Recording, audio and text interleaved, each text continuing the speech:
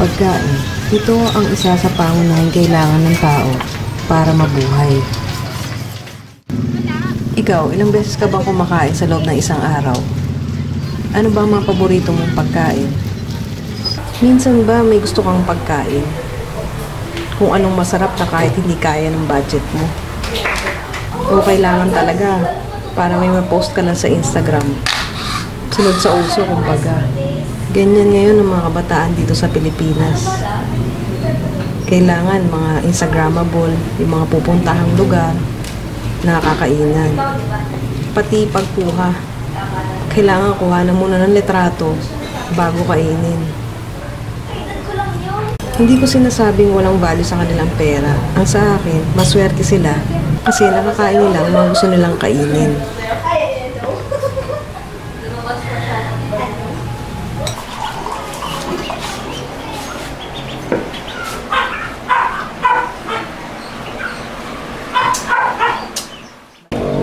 Nakilala ko si Marimar nung isang namalengke ko para bumili ng ulam.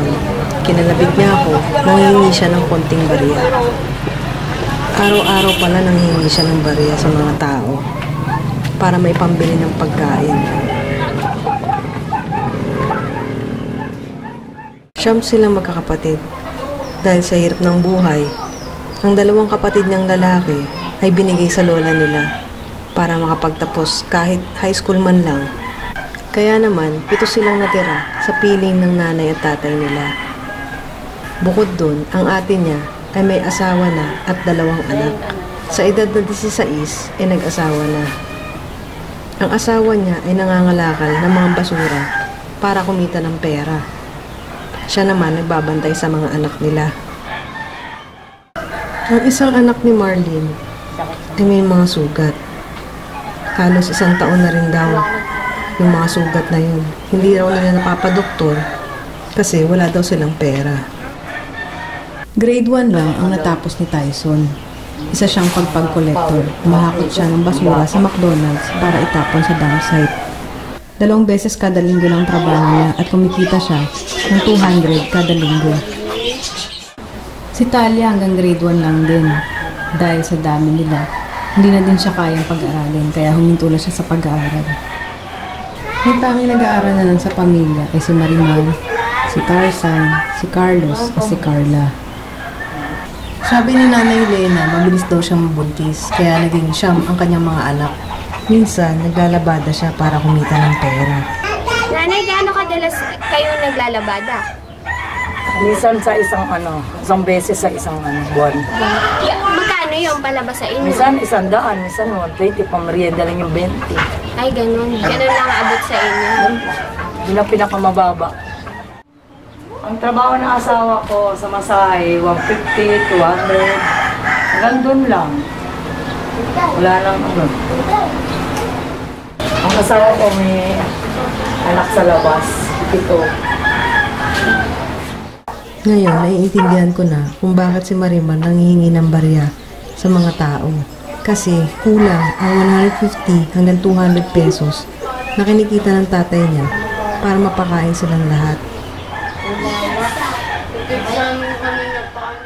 Tapos kailangan pa nila magbayad ng kuryente kada buwan. Isang ilaw at isang electric fan lang ang meron sila. 700 pesos kada buwan ang sinil na kuryente dito sa lugar nila. Tapos kailangan pa nila mag-igib ng tubig. 5 piso kada balde ang sinilid sa tubig. Nag-iigib sila doon sa kabilang eskinita. Kasi wala silang linya ng tubig. Mahirap ang buhay nila dito. Dito yung bahay nila, Marimar. Bali, dito lang sila natutulog sa sahig. Wala rin kwarto yung bahay nila. Isang buo lang na ganito. Sa karton lang sila natutulog. Malamig yung semento. Tapos pag umuulan, maraming butas yung yero nila. Kaya nababasa din sila dito. Marimar, nahirapan ka ba dito? Opo. Kaya po kami. Nanay, saan kayo dumudulo dito? Sa plastic. Ay, ganun lang po. Sinamahan namin ang batang si Marimar upang maghanap ng pananghalian nila.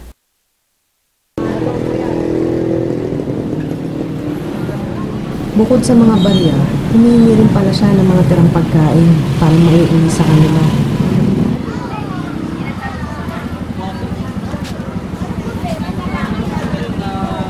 Malaking hamon para sa kanila ang paghanap ng mga kain araw-araw.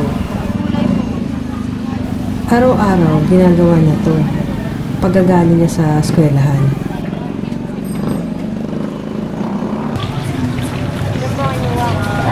Kulang pa daw para sa kanila kung nahilang niya. Kaya naman yung mga barya na nahingi niya kanino upang bibili niya ng balat ng manok. Tapos, iuwi na daw niya ito sa nanay niya.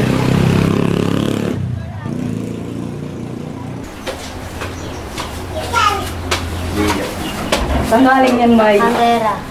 Binigay sa iyo. Ano to?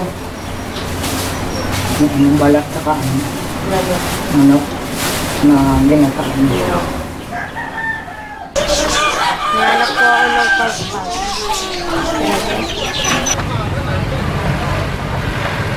Kalahating oras na kami palakad-lakad para makahanap ng pagpag. Ilang basurahan na rin ang tinignan niya upang makahanap ng tirang pagkain o pagpag.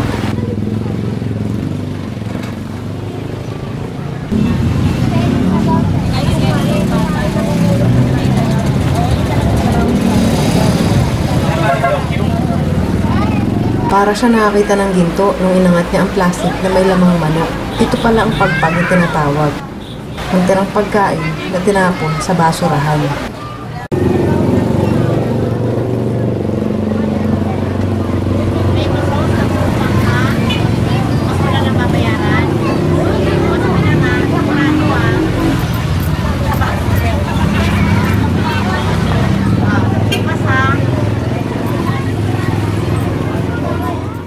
Pinakita niya sa amin ang nakuhang pagpag at inutang na tomato sauce. Mananangalian na kaya nagmamadali na siyang maglakad para maipaluto na to agad kay Nanay Lena. Saan ko galing, May? Tapos yung Tapos yung sauce. inutang ko. Bukas ba yan? Hindi ka ba natatakot kumain ng pagpag kasi galing sa basura?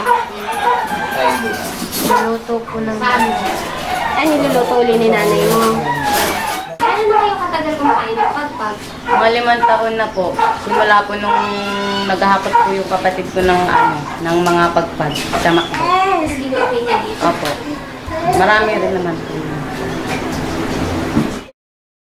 Nanay, lagi ba may uwi si Marimar na pagpag? Tapos si Tyson, meron din. Marami-rami. Nagpapagpag din ba siya? Kasi pinapakulang mo na sa tubig. Tapos, aahon. Igigisa mo. Lulutuin mo ulit. Lalagyan mo ng mga... Sibuyas, tsaka luya, tsaka bawang. Nanay, ilang beses kayo kumakain ng pagpag? 3 beses sa isang. Sa isang linggo po. Yung pinulot ni Marimar kanina, parang mukhang bago pa. Siguro, kagabi lang kulang yung tira lang. Nanay, anong ibang luto ang ginagawa mo sa pagpag?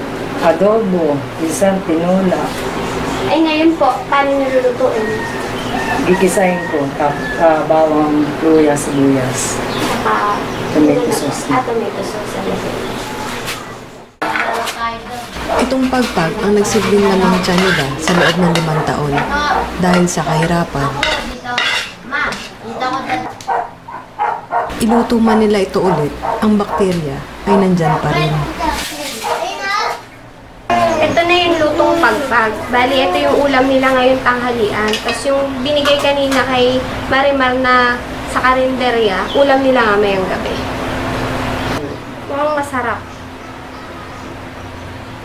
Ay, na kayo, Nay. Sarap yung luto mo. Wait lang. Wait lang. Dito, sa lugar nila, marami ring pamilya ang kumakain ng pagpag. Mahal daw kasi ang manok pag binili sa palengke.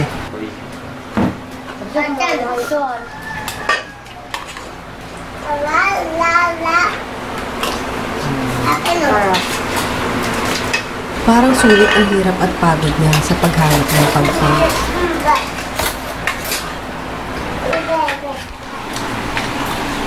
Pag may pagpag daw na nakahain, parang Pasko sa kanila. Masakit para sa team namin na makita silang kumakain ng pagpag. Kung ano-ano ang tumatakbo sa isipan namin habang sinusubo nila ang bawat piraso ng manok. Andun yung kung may sakit ba na nakakahawa yung nagtapo ng tira nito sa basurahan. Na sana walang mahirap para wala ding pagpag.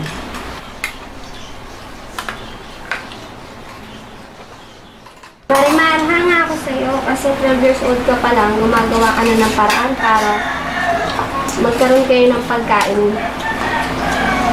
Dahil dyan, bibigyan katuparan namin yung anumang hiling mo.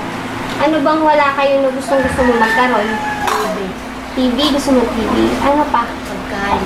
Para hindi ka na mamumblema sa ulam nyo, no? O, sige ha, babalikan ka namin ha. Tapos dadalhin na namin yung gusto mong regalo ha.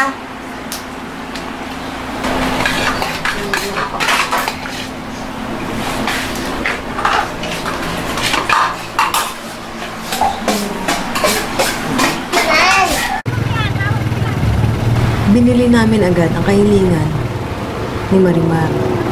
Hindi pa daw sila nagkakaroon ng telebisyon sa buong buhay nila.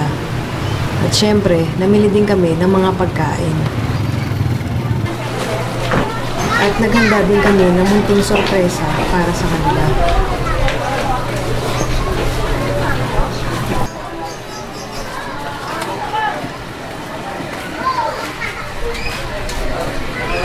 Ayan, Marimar, di ba gusto mo ng TV? Ayan, bumalik na kami dito. Dala na namin yung mga regalo mo. Meron tayong kaibigan sa Amerika, si Sir Mark at si Ma'am Rhea, na gusto nilang matupad yung gusto mo. Kasi nakita nila na nagsusumikap ka magkaroon kayo ng ulam kahit na nangihingi ka lang. So, bigay namin sa'yo lahat to. Masaya ka ba? Opo. Ay, kaya Marimar, buksan na natin. Ready ka na. Kaya.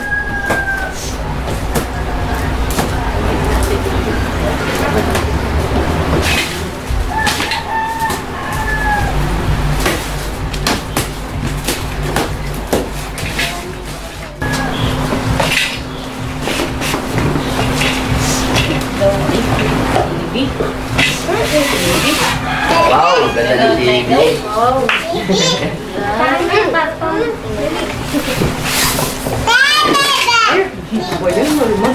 Ba't ako? Talya no? Talya ka pa lang. Ayan na, oh. Ayan na yung TV mo. Wow. Ganda. Set up natin mamaya to, ha? Para makanood na kayo ng TV, ha?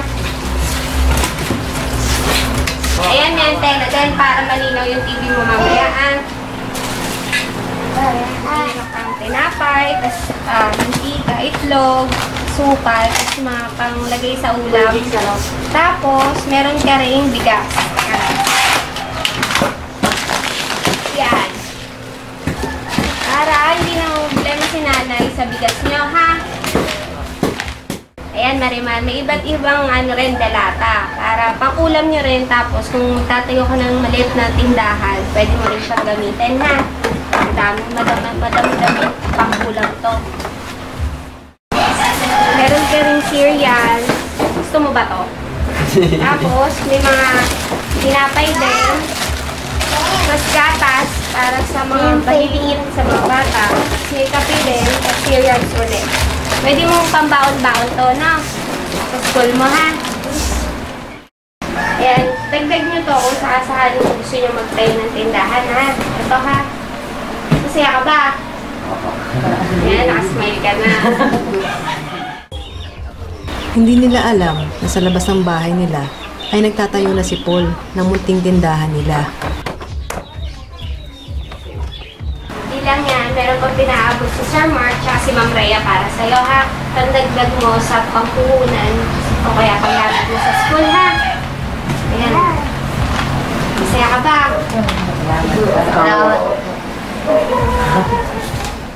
Hindi ka na, baba na tayo! Uy, hindi raw kayo! Si ate. Oh,